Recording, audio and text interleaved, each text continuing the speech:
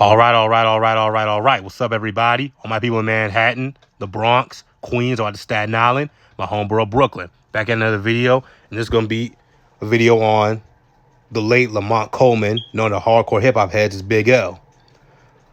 You know, the legendary MC, who's also one of the most underrated MCs of all time. That's because of his untimely death in 1999 at the young age of 24. But this dude, man, I'm telling you, he was a straight-up lyricist. Mind-blowing punchlines, dark, twisted, macabre lyrics. But he was a master of the rap style known as compounding. And he's one of the founders of the horrorcore subgenre in hip-hop, which I'm going to get to in a minute. I got inspired to do this video on Big L because he's one of my favorite rappers of all time. Just me personally. And also, my pops was raised in Harlem, and he's in the same age group. Not necessarily the same age, but the same age group as Big L. And, he hears stories about Big L growing up. And also, one thing we like to do together is, get a bunch of old hip-hop albums and listen to them and talk about them. So when we was listening to Big L the other day, it's like, I'm going to do a video on Big L for guys who aren't hardcore hip-hop fans or who aren't, from New York. But anyway, let's get into this. Lamont Coleman was born on May 30th, 1974 to Gilda Terry and Charles Davis. He also has two siblings named Donald and Leroy. Okay, they were raised in Harlem, New York. Yeah, we all know Harlem, one of the first black meccas of the nation. The 1920s, the Roaring 20s, the Harlem Renaissance. But there's Harlem here with the legendary Apollo Theater. Wasn't the Harlem Big L was raised in.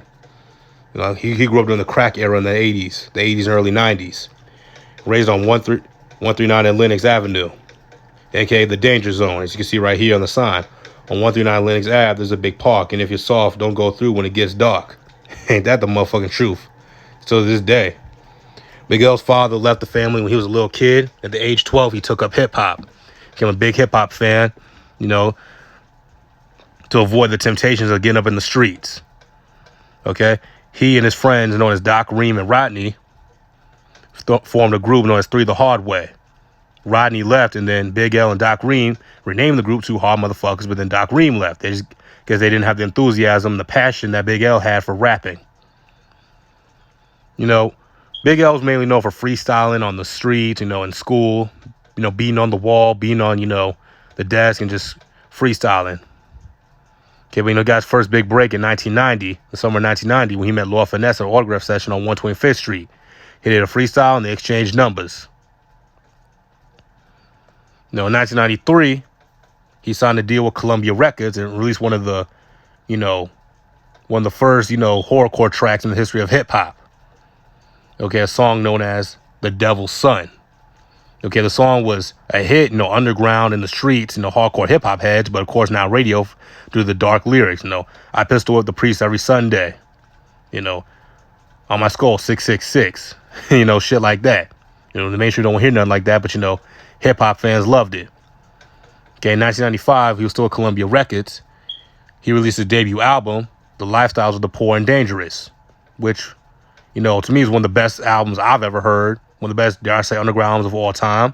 It got 4 mics by the Source, but it was ignored. But it was ignored commercially, because the dark lyrics on songs such as No Ends, No Skins, All Black, Street Struck, and shit like that.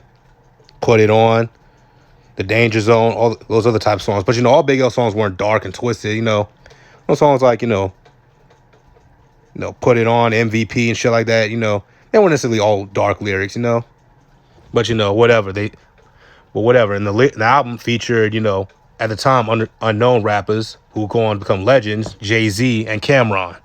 Unfortunately, after the release of the album, Big L was dropped from Columbia Records. Okay, after that, him and Jay-Z did a freestyle on the New York City radio show, which is, now kind of famous, infamous, on YouTube. And you can look and listen to it, and those two went at it. Later on, Big L formed a hip-hop group with other Harlemites, Cameron, at the time known as Killer Cam, Murder Mace, Cam's cousin Bloodshed, and McGriff, excuse me. Okay, but the group kind of fell apart. Cameron's cousin Bloodshed passed away in 1997 due to a tragic accident. Mace went on to do his thing, Cam went on to do his thing. The group kind of fell apart. But, Big L, he formed another group. Guys by the name of Show, AG, Buck Wild, Lord Finesse, OC, Diamond D, and Fat Joe. The group was called Digging in the Crates Crew. They began popping up in mixtapes all over New York. And Big L was showcasing his lyrical ability. He was getting more known and more known and more known. Okay, he was kind of known. He got to the studio and released probably his best song, in my opinion, his best song, Ebonics, which is a breakdown of street slang, you know. A radio is a box, a razor blade is an ox, fat diamonds is rocks, and Jake's is cops. And I apologize if I got the lyrics all fucked up. But, you know, those were some of the things that were said on the song. Unfortunately, you know, he never got to see his full potential. Because on February 15, 1999, he was shot 9 times in a drive-by shooting in head and chest, and he was dead at the young age of 24.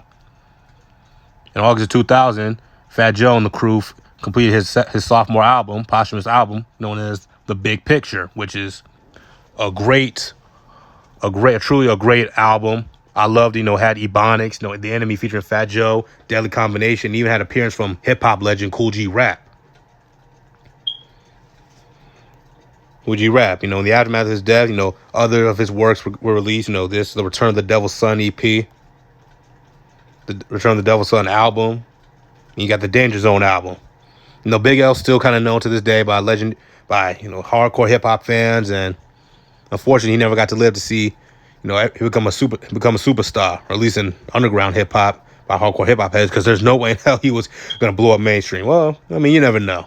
If you could tone down the lyrics, you know, if you had guys with dark lyrics, you know, such as Eminem and 3 6 Mafia, DMX, the late DMX, you know, they kind of had dark lyrics, but, you know, they ended up blowing up because, you know, they toned it down. So we'll never know, unfortunately.